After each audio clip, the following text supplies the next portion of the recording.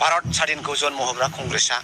संबिधानखौ जन्म होग्रा कंग्रेसआ रायजो राजाजों दा गावखौ जे मानो एमपि जादों रायजो राजाया गावखौ जे मानो एमपि बानायदों बिनि उद्देश्य जे हेमन्त बिश्व शर्माया सासे मानसिखौ थि खालामदों जाहैदों फारसेथिं प्रमद बिथांनि केन्डिडेटआ इउपिपिएलनि लानानै मोननैखौबो सौख्लायनानै आगसि आगदा ब्लड दिल्लीयाव थांदों जाया बांसिन बुंनो हागोन बे व्यक्तिनोसो बिटिसि बासिया एबारावहाय भट होगोन भारतनि गणतन्त्रखौ रैखा खालामनो थाखाय भारतआदि मोनसे ससियेलिस्ट सेकुलारिस्ट मोनसे हादोर जोंनियावहाय साख्रि बाख्रिनि आंखाल जालांबाय कल कारखानानि आंखाल जालांबाय बिदा फंबायनि अनलायनायनि आब्रुथिया गैया जालांबाय बेफोरखौ लाबोफिननो फसंफिननो बे भारत स्वाधीनखौ जन्म होग्रा कंग्रेसआ संबिधानखौ जन्म होग्रा कंग्रेसआ रायजो राजाजों खावलायदों आरो आङो कंग्रेसनि जानानै बयनिसिमबो खावलायदों जाहाथे रायजो राजा दले बले कंग्रेसनो आखाइनि सावगारियाव गर्जन मोसाहारिनो भट होनानै जयजुक्त खालामो नब कुमार सरनियानि बेलायाव रायजो राजाफ्रानो बिथांखौहाय नुवा इलेक्शननि समावल' माबा बिसायख'थिनि समावल' 10 मिनिट रायजो राजाफोरनो हाय हेल' होनदों जाहैदों बिनिफ्रायनो जेबो गैया लामा दालांनि खोथाखौथ' जेबो दाबुं नब कुमार सरनिया गावनो सिखार जायो जे लामा दालांखौहाय आसाम गभर्नमेन्टआवसो बिनांगौ इन्डिया गभर्नमेन्टआवसो बिनांगौ होनना बुंबाय आरे बाबा इन्डिया गभर्नमेन्टनियाव रायज्लायनो थाखाय नोंखौनो एमपि बानायहरदों आसाम गभर्नमेन्टजों रायज्लायनो थाखाय नोंखौनो एमपि बानायहरदों दा गावखौ जे मानो एमपि जादों रायजो राजाया गावखौ जे मानो एमपि बानायदों बिनि उद्देश्यखौ नब कुमार सरनिया मिथिया बे सासे इलिटारेट बे बेकग्राउन्डनि मानसि जानो समाया बेखायनो रायजो राजाया बिथांखौ मिथियै जेबो गैथारला ओंखायनो बेनि फेक्टरबो फैया आरो फैयोब्लाबो आं मोनसे खोथाखौ बुंनि जे एबाराव खुनु पार्टिया बर' समाज रायजो राजानि भट नङाबा केन्डिडेट देरहालाङा मानो होनोब्ला बर' भटआनो 5 लाखनि बारा आरो बर' भट एसे मोनदेराबा खुनु पार्टि देरहाया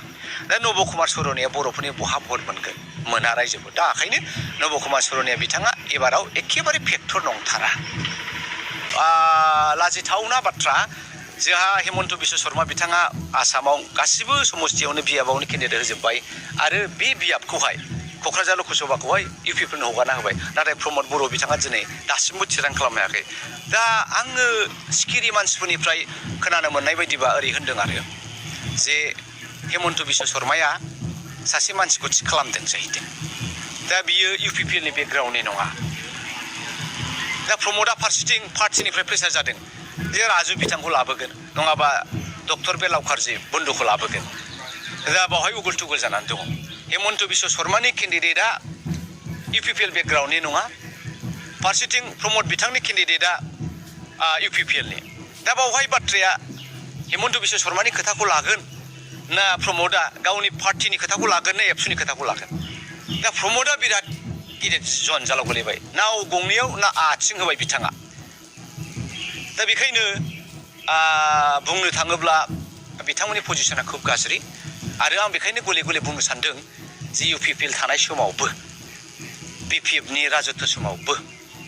खननै नब कुमार सरनिया अनाबर'नि थौ लानानै मोननैखौबो सौख्लायनानै आगसि आगदा ब्लड दिल्लीयाव थांदों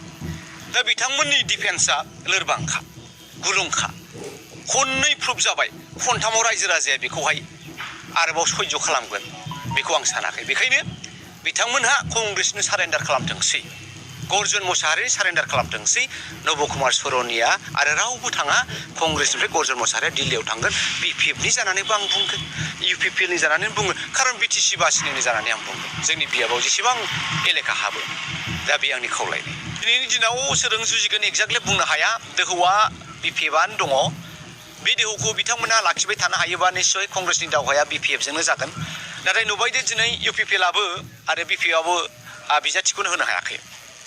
दिनैसिम बिथांमोननियाव खोब उगुल थुगुल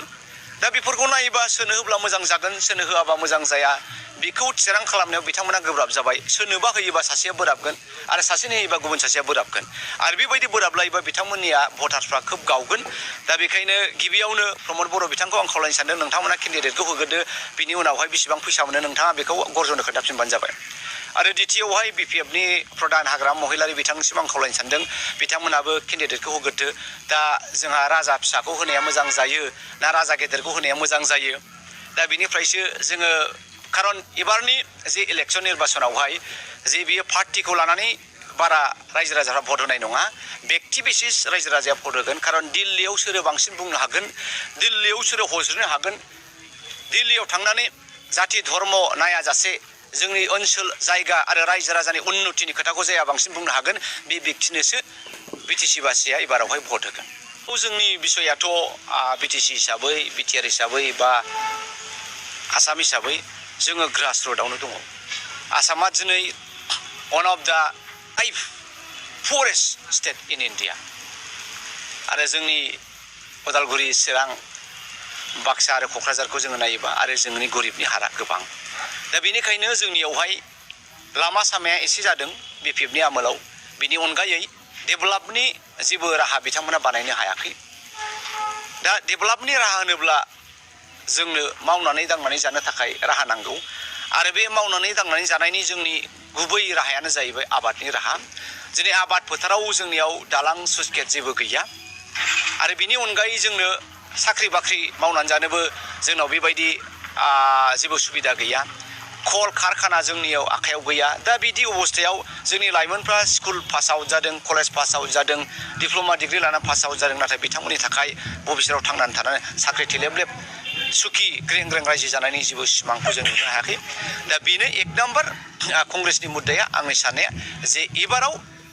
जुदि रायजो राजानि अननायजों आङो एमपि जालाङोब्ला आङो एक नाम्बाराव जे साख्रि बाख्रिनि अबस्थाखौ क्रिएट खालामगोन, कल कारखानानि बेबस्थाखौ क्रिएट खालामगोन आरो आबादनि राहाखौ बेबस्था खालामगोन आरो हान्थामेलानि बेबस्थाखौ खालामगोन।